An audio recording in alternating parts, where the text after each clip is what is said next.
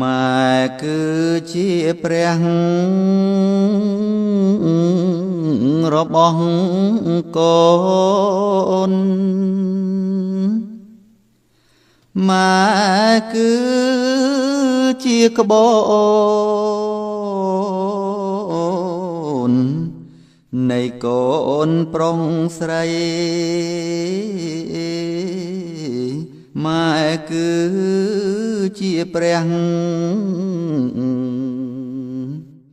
ក្នុងលោកីម៉ែប្រុងប្រណីចិញ្ចឹមបុត្រ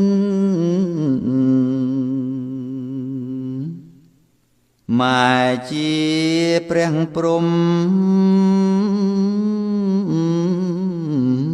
សែនកំរម៉ែមានចិត្តល្អថ្លៃវិងសត់ម៉ែថ្នមរូបកូនលើងបានមកុដម៉ែស្មោះបំផុត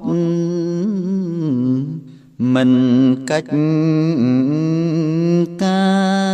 រម៉ែមិនឲ្យកូនធ្វើអាក្រក់ម៉ែចែកមរតកឲ្យរាល់ថ្ងៃខាម៉ែជាគ្រូពេទ្យនៅចាំថាម៉ែបាក់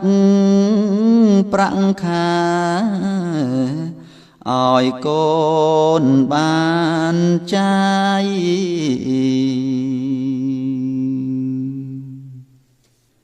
ពេលកូនកើតមកម៉ែសប្បាយទោះអត់ប្រាក់ចាយមិនចេញស្ដីខំប្រឹងធ្វើការទាំងយប់ថ្ងៃលំបាកមិនដេចក្ដីម៉ែឥតបើធ្ងោទទូក្រមានៅហាលថ្ងៃយកដៃជូតញើសដែលវាហូរពេលនឹកដល់កូនចិត្តទន់តូញើសហូរមិនស្មើ